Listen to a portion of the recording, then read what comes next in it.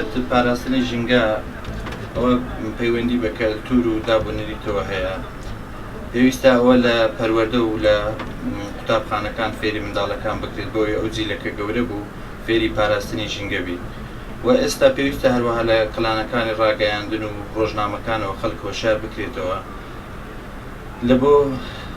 جوانکردن و ڕاگررتنی پاک و خاوێنی شارەکەمان بۆ ئەوەی وڵاتەکەمان لە ڕووی ژینگەیەوە جوان بێ و پیس نەبی لەبەرەوەی ئەو خۆڵ و خاشاک و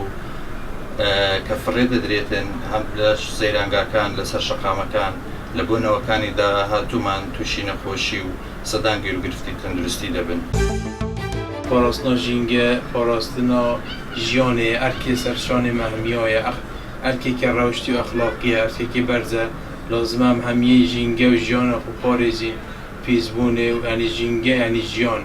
خۆشی و سەرکەفتنە ژیان ینی ژینگە بوومە هەمیە پێویستە ئەم لازمە چاودێری و خاوێنی و پاکژیا ژینگەی خۆ پارێزین هەموو ڕۆژێکێن. خەڵک هەیە دەرێ ژینگە پارێزی ئەبێت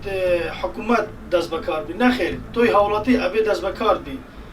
هاوڵاتی حکوومەتە ئێمە دەبی لە خۆمانەوە دەست پێ بکەین. من لە جامی سارەکەەوە شتێکم خۆر فڕێم نەدا هەڵم کرد گەشتمە شوێنی زبلتان فڕێدان لە ناوتەنەکە زبلدا دەنێم من فڕێم نەدا تۆ فڕێمە دەوێتتر فڕێمەدا ئەمە ژینگەمان پاراست و ئەوە ژینگە دۆستی و ژینگە پارێزیە ژینگە پارێزی ئەخلاق دۆستیە. کوردستان وڵاتی ئێمەیە ئەبێ هەمووان ئاگاداری لێبن ئەم شتە ئەبێ باوکو دایک بزانن بە مناڵی بڵێن ئەم شتە غەڵەتەوە ئەم شتە ڕاستە کە مناڵیان گەورەکان ئێستا هەر شتێک بێ لە سارەوە فڕێنیان گوڵە بڕۆژە ئەخۆن فڕێن کە ئەبینیەکی گەورە واکێ هەر مناڵەکە ژواکە تر هیوادارم هەموو کەسێک فێر بێ ئەم شتە نەکات بەڕاستی.